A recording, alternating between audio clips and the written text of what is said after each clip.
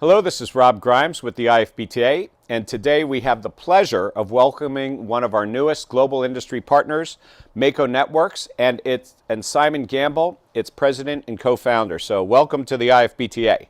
Great, thanks for having me. Pleasure to be here. The trends that are going on in food and beverage. So, you obviously see a lot. You're working with some large players, you're working internationally. What do you see the trends are that you would share in the food and beverage industry? Data. So data analytics, and they're becoming cheaper and more affordable to everybody. So being able to, like if you think about a gas station C-store, being able to count how many people came into the store versus just filled up with gas, and then analyzing that data against what did they buy and during what times of the day. So for a QSR, if you're in a busy street, you can look at data based on how many people walked past my store versus came in. What did I change in the store? What advertising did I have in the windows? Being able to market to people who opt in, not just blanket marketing, but opt in using things like Bluetooth Low Energy modules. So, hey, Simon's walking past my store. I'm going to send him an offer right now targeted at him. Last time I was here, he bought a flat white coffee. Come in and grab one. So just to be clear on this, and I'm glad you made it actually Mako simple as well with the Bluetooth analogy, because people understand Bluetooth. They get that. They may not understand geofencing. They may not understand, but they understand Bluetooth. But if we're talking about data analytics,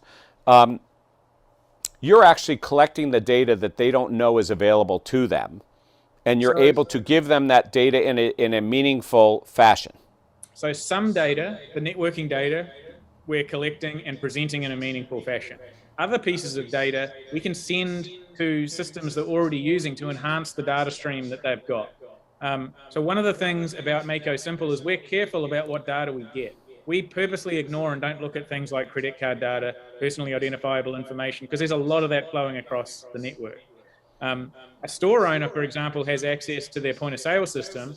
They can then form a connection from their Mako to a data analytics location and securely send their till data to a third-party analysis company that can then present the information based on sales, time of day. They can provide them with comparisons to other stores in their area. They can get rebates and things automatically from food and beverage firms. And for a lot of these a lot of smaller businesses don't know that data can be monetized for them as well.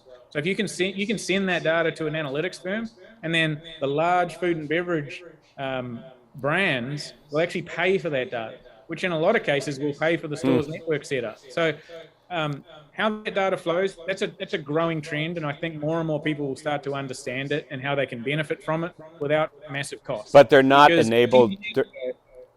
But if they're not, 10 years ago, that sort of thing was only available to the very, very large brands. But if they're not connected properly, they don't have the ability to enable that. All the stuff we're talking about, if you haven't got a solid networking base, you can't do it. Like if So you're running just off, yeah. Yeah, Well, it all comes down to it. You've got to have a good foundation. You don't build a house on clay; you build it on a concrete slab. And the So, network I couldn't agree with you more on this. It's very interesting because if you have been around for a while and you watched what went on, I would tell people that, 10, 15 years ago, I'd be arguing with them as to whether they should put in high-speed access or not. Today it's like air. You can't do it. You can't operate without it, right? Just like you can't operate a restaurant without a pilot light if you have ovens or, things like that. So you have that. But what goes around, it comes back around. And if we think about, again, 10, 15 years ago, the big term was big data. Big data was the term. And it just meant you had all this data, but nobody knew what to do with it. The difference is data analytics is big data, but actually it's helping you to be able to use it in a Mako simple, process of usability. Yep. There's other things that we're developing that I think are going to be really, really useful to food and bev, and that is low ROAN sensors that'll talk to our devices and then send data streams. So sensors that tell you how many times the door opens, sensors that tell you if the toilets are flooding, sensors that tell you if someone left a refrigerator or freezer door open, how cold the fridges are, things like that. So getting all that information and then presenting it in useful, meaningful ways rather than overwhelming people with data is another growing trend. And there are sensors in everything. And the interesting thing about that is any business owner will understand, automating their house, and that their refrigerator should be connected, and their oven and their microwave is connected. But for some reason, when it comes to their own operations, they're slower to connect, and have a fully connected environment. So I think that's a good point, that those low-end sensors are going to be embedded in everything. Yep. Within it, and you need to have a secure network to be able to do that. Be able to use them, you do, yeah. And I think a lot of the reasons for what you just described is when people are at home, they're more relaxed. When they're at work, they're busy. They haven't got time to think about all that stuff. So, again, Mako simple, keep it simple. Hey, there's the second half of that. I like that. So make it. That's good. So last question for you.